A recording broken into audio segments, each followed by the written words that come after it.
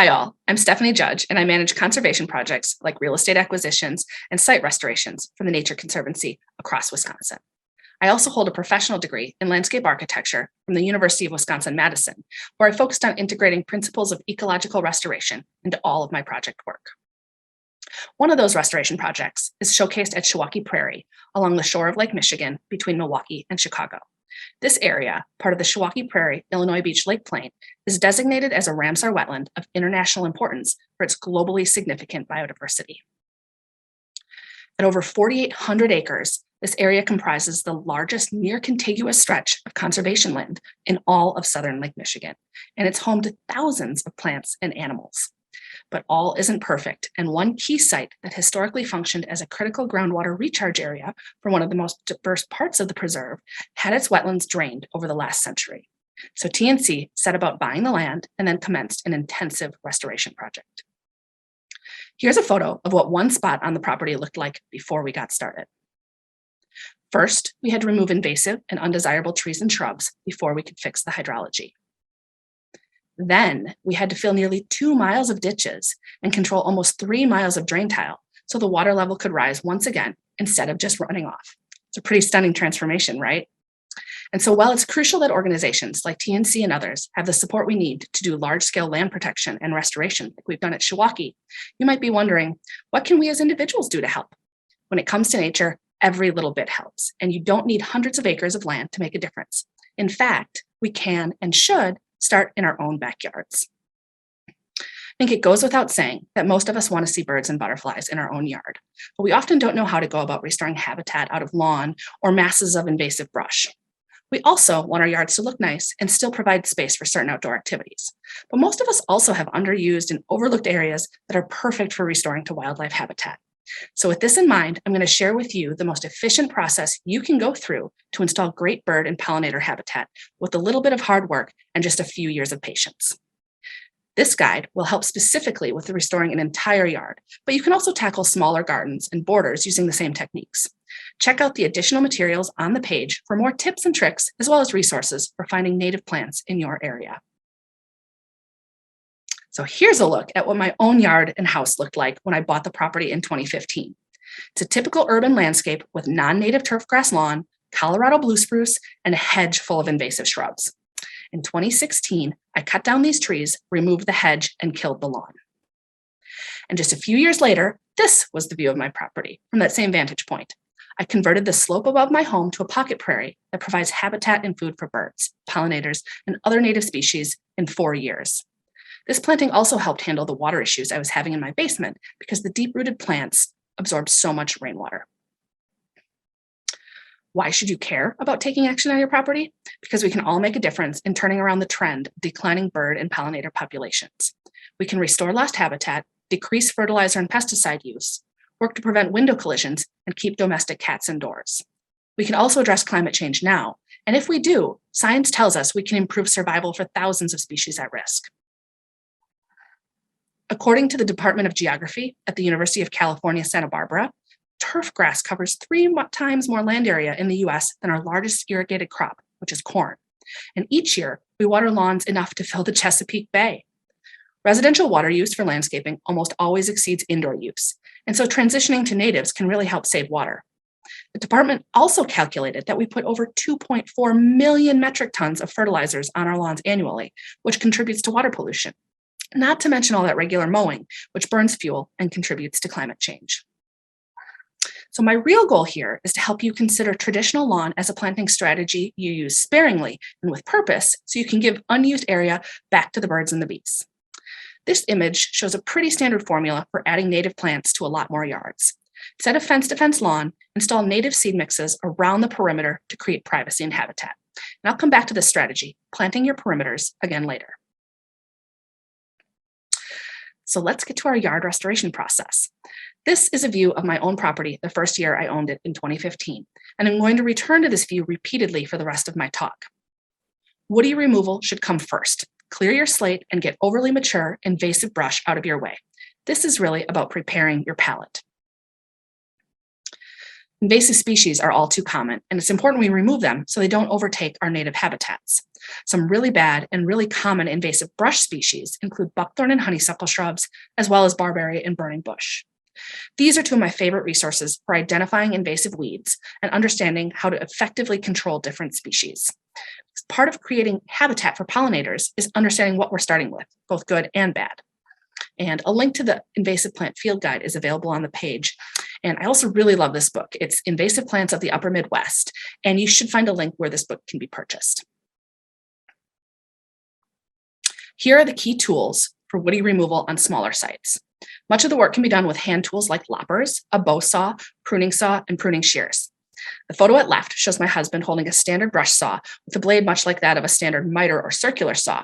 If you've got a big job, these saws are really handy, and there's a number of different attachments, including one for standard string trimming, that make this a particularly versatile tool. You can see he's also wearing a helmet with face and ear protection, as well as eye protection and gloves. And to make the work easier, the saw is held in a body harness. As you're cutting, or shortly thereafter, you need to treat the stumps with a systemic herbicide to prevent resprouting. If you don't, you'll be right back where you started. For most homeowners, a small bottle of stump killer, like you see here, is sufficient. I recommend you add marker dye to any herbicide solution so you can keep track of what you've treated. This product also makes any herbicide application safer because you know if you've gotten some on an unintended target like your hands. Always wear PPE and follow the manufacturer's instructions. So here's back to what my yard looked like before. And now you can see my yard's cleared palette in much fuller view. By the time this photo was taken, we'd cut down 12 of the 15 old blue spruce, as well as the invasive hedge. After you've cleared your palette of invasive woody shrubs, it's easier to develop your vision for replacing that space with great urban habitat. The first step is to plan and define your new edges.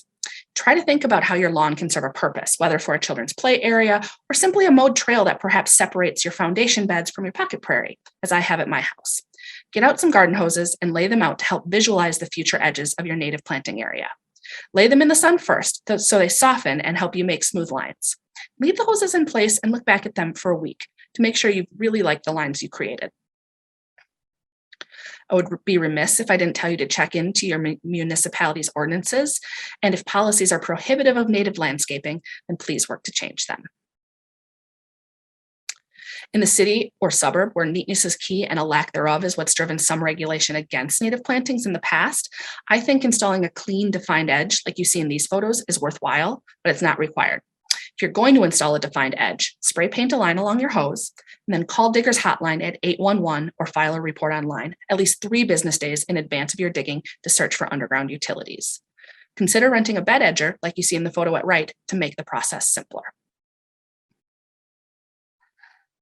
Native planting success and limited maintenance depends on good site preparation. Site preparation means removing any undesirable existing vegetation to create an open seed bed where seed can easily contact the soil surface. If you're restoring directly out of lawn, especially a lawn that's been chemically treated for broadleaf weeds, then this process is particularly easy and can be done in a single season. If you're including areas where you've had many years of other vegetation growth, then you should give yourself at least a year to assure you've sufficiently killed off invasive weeds that would compete with your native planting. And I'm not talking about your standard lawn clovers or dandelions or even creeping Charlie. So also know that if you introduce soil to a site or any new material like gravel, you have to assume you've brought weed seeds too.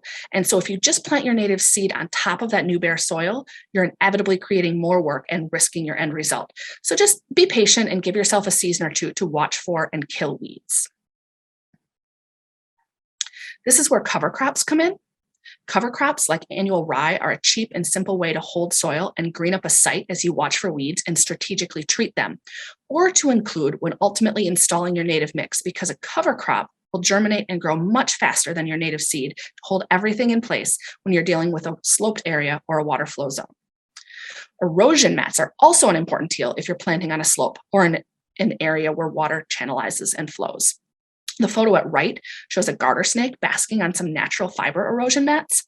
And these totally biodegradable natural fiber mats without a synthetic plastic net are really important for protecting snakes, which frequently tangle and die in the plastic netting. These mats, like you see here, do a great job of holding soil, but also allow critters to wiggle through them. If you do use mats with plastic netting, the size of the plastic grid matters, and I recommend a grid of about 1-inch squares, which are big enough for larger native plants to push through. Standard plastic netted mats have 1/2-inch squares and are only suitable for grasses. Some of the plastic netting products are photodegradable, so they'll break down, but not all, so I really recommend you look for that feature if you go with plastic. Now that our site is set for replanting, I want to share a few of my favorite natives that are good candidates to replace invasive shrubs in our urban landscape that are fabulous for birds. First, if you're looking for some faster growing shrubs that will get pretty tall, definitely look toward elderberry and red twig dogwood. You can plant bare root stems of these plants and have mature fruit bearing shrubs towering over your head in 3 years if they're in sun. Dwarf bush honeysuckle, which you can see in the bottom middle, is a lower growing, versatile shrub that's ideal for filling in spaces in shade and part sun. Winterberry is fabulous, and there's some lower growing cultivars, but note that if you're planting these shrubs, you need to have both male and female plants that flower at the same time in order to get berries, so do a little research. If you've got some more patience, apple serviceberries and hazelnuts are excellent tall native shrubs that are great for birds, but they're slower growing. Some of my other favorites are here too, like pagoda dogwoods, yews, and black chokeberries. In Wisconsin, many counties have tree sales that are great sources of inexpensive native shrubs. I'm sure similar opportunities are available in other states too. Orders are usually due by February of each year for pickup in the spring. You usually have to buy single species bundles of 25, but each shrub in the bundle is only $1, and so it's a really great way for neighbors to get together and replant native privacy along property lines. And of course, from a landscape design standpoint, it's often visually appealing to plant shrubs and other plants in masses or drifts, so these sales offer a great opportunity to do that economically. While we're on the topic of installing individual plants, I'll touch on a few of my favorites for gardens and smaller spaces. I generally recommend seed mixes for any areas over a few hundred square feet because it's a cheaper and more efficient way of getting great diversity into a space, and seed mixes are balanced for bloom times and plant community structure. But there's definitely a place for installing individual native plants. At bottom left, you can see my front garden bordered by some no-mow lawn. You can also see my pocket prairie in the distance. And this photo shows you how you can mix native plants with edible plants and other horticultural varieties to make a really interesting and diverse landscape. The orange butterfly milkweed is one of my favorite species to mix into gardens because it's a type of milkweed that stays short, isn't overly aggressive, and has a long bloom time for extended visual interest. Before you begin planting natives in a garden setting, I recommend you try to walk around natural areas near you, and T&C preserves are a great place to start. There, you'll see different associations of plants blooming in different seasons, and you'll get a sense of what plants support one another. Some of my favorite plants for sunny gardens include lead plant, coreopsis, and again, butterfly weed, which you can see here in the center photo of remnant prairie. Down in the bottom right, you can see mounds of prairie dropseed grass forming a border beyond which numerous other natives are featured. I recommend shorter species like wild ginger that you see in the top middle for an excellent shady ground cover. And early blooming species like bloodroot in the top right are particularly important for our native pollinators because they provide some of the first available food sources after winter. And then just below, you'll see a monarch butterfly on Culver's root. This is a great plant and it's frequently recommended for home landscapes, but it can get pretty tall. And so I'd want to plant it in the back of a garden. The point is that whenever you're planting individual species, read the associated info so you know how big the plant will get and how to space it. Okay, so this is one of the most exciting parts of this process. I love perusing native seed company websites or catalogs to see what mixes are available. Think about what you want to get out of this project, as well as your soil and light limitations. If you want to create bird habitat with privacy, consider mixes that are described to be taller. If you want lots of flowers, consider a pollinator mix. If you have limitations like dense shade, then look to a woodland mix. If you have height limitations, such as along sidewalks or streets, choose a mix with shorter plants under 3 feet high. Regardless, chat with a seed company to assure their mix will work for your purposes and site conditions. We're fortunate to have several reputable companies that are reasonably local who offer Midwestern native seed. Wherever you're located, whenever you're buying native seed, it's important to source it from as close as possible because the genetics of the species in those mixes are most closely adapted to the species genetics of your location. This means that if you're in Wisconsin like me, you don't want to be buying seed from, say, South Dakota, even if that mix lists many species that are also native to your state. Many of you know your site is entirely full sun, which will offer the most seed mix options, but some others will be a little more ambiguous. Analyze your selected site and estimate how many hours of sun it receives. If some areas are shadier than others, pound in some stakes to delineate the edges of the different light zones. This can be just general. Don't get too hung up on the exact hours in each area. Just get a sense of where it's most sunny versus shady to help in selecting the right seed mix or mixes. And this photo shows how I pounded in several stakes to delineate the dense shade of 2 Norway maple trees within this planting site that's otherwise nearly full sun. Norway maples are non-native trees with extremely dense shade, and to handle the limitation, I used a small amount of a woodland edge or savanna mix to plant under and around these trees where there's much more shade than the rest of my site. Knowing your soil will be key to picking the best mix for your site because most mixes will reference the type of soil to which they're tailored. I should also mention that you can typically borrow a soil probe from your local university extension office. These are ideal for taking samples across a planting site. I've regularly done this before installing no-mow lawns. The installation instructions for no-mow are nearly the same as for installing a native planting, as I'm discussing here, but it's nice to know if any nutrients are needed. In any case, if your state university has a soil or forage lab or similar, you can typically send your soil samples to them for testing, and you'll get a good idea of your soil's physical and chemical properties. If you're not sure where to start, you could also try talking to your county conservationist.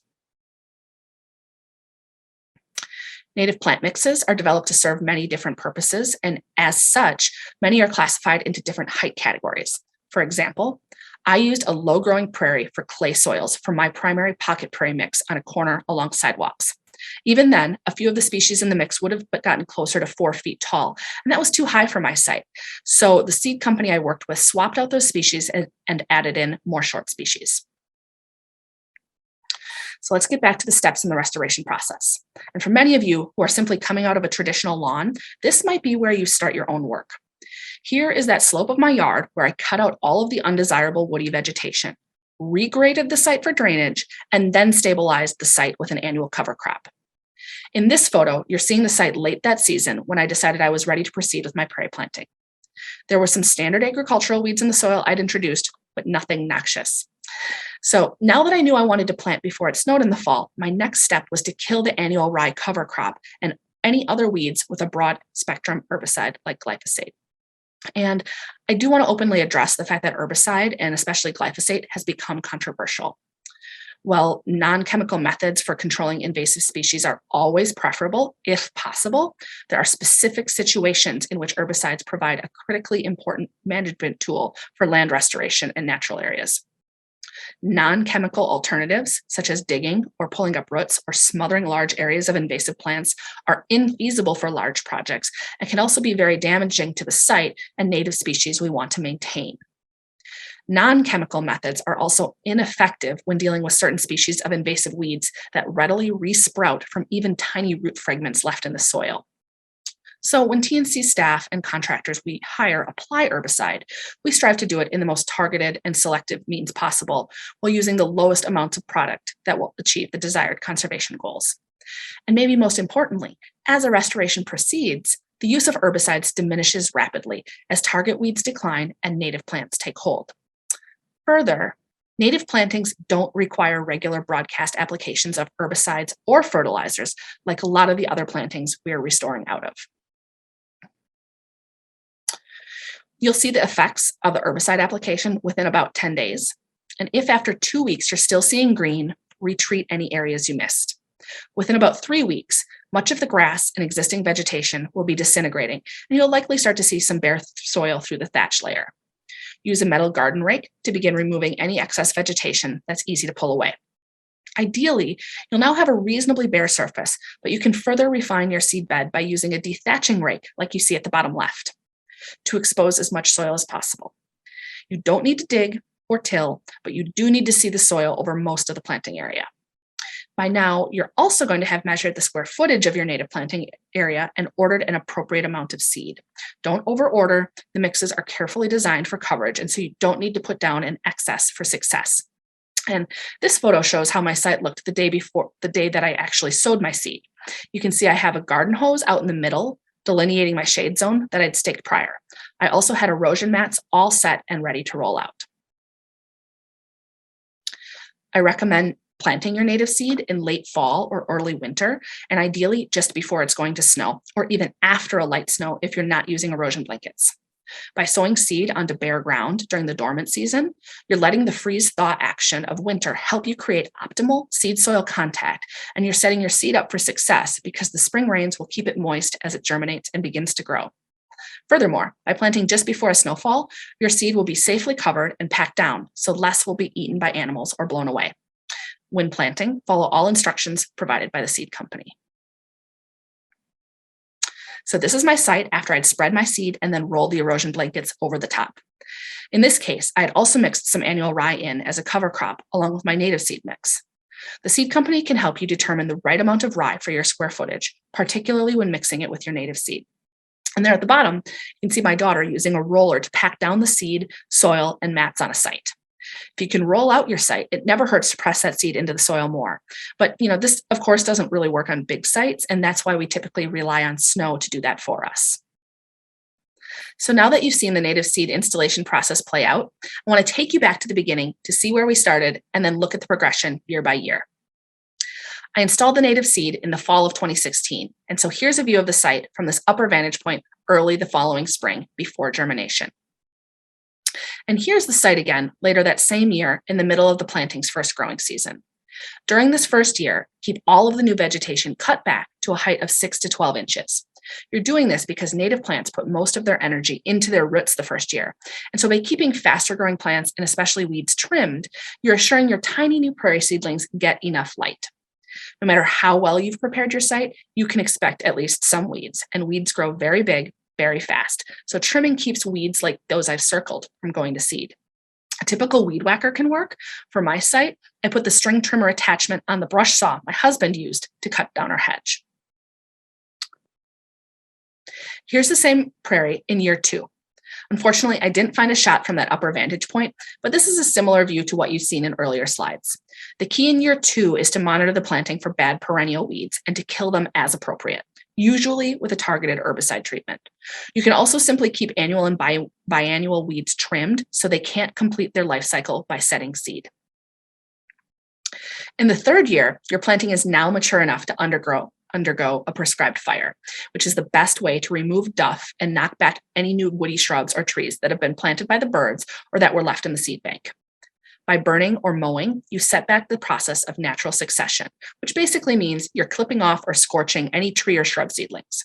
By burning, you're also returning important nutrients back to the soil to help nurture your planting. And here's my pocket prairie in its full glory in year 4. Neighbors and passersby always remark that they love this part of their walk because the site looks so interesting and different in every season. And they see so many birds, butterflies, and other pollinators using the flowers. I hope you really like the results too and want to make something like this happen in your yard. But I also know that the process I shared on this particular site could seem a little daunting. And so before we close, I want to take you back to a simpler project site I shared earlier. My husband and I bought this property in 2005, and we knew we didn't want this much lawn. This particular setup really lends itself to reduced lawn with a perimeter native planting. I laid out my hoses and started considering what to do. And later that season, I killed off the entire traditional lawn. This is the center swath I decided to keep as lawn, but after killing the traditional Kentucky bluegrass, I reseeded with a no-mow lawn mix. And then this shot is taken many years later, but you can see that no-mow lawn is doing well, and the perimeter plantings are providing a lot of bird habitat and privacy. So before we close, I'm going to touch on just a few other ways you can help our pollinator friends. First, there's some excellent volunteer opportunities in states across the Midwest that will let you get out on the land, learn restoration as you do the work, and meet some great people. Many groups have ongoing work days that you can join, and if you Google Ecological Restoration Work Party or Friends Group for a park or preserve you love, you'll probably find some nice options. I spent some of my earliest days out on the land with the prairie enthusiasts, which are active in parts of Minnesota, Wisconsin, and Illinois. And in Wisconsin, we have the Ice Age Trail Alliance, which offers no experience needed volunteer days on one of our great national scenic trails. Next, you may look into some funding or additional expertise to help with your project, particularly if it's a bit larger. More and more cities and municipalities are offering incentives to plant rain gardens and install native plants.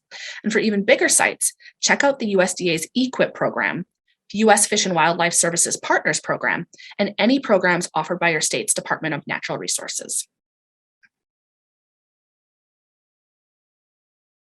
Finally, just a few closing thoughts.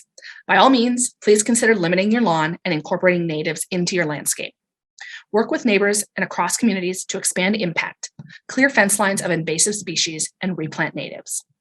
If there's policies prohibitive of native landscaping governing your area, work to change them. And last but not least, I want to emphasize that our windows look like mirrors to birds.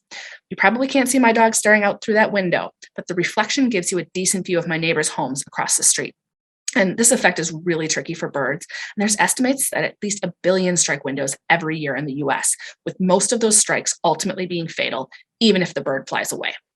So there's lots of products out there to help birds see windows, and it's worth the research to see what will work for your home, because as you increase your native landscaping, you're going to have more birds in your yard, and those windows are going to reflect more area that looks like habitat.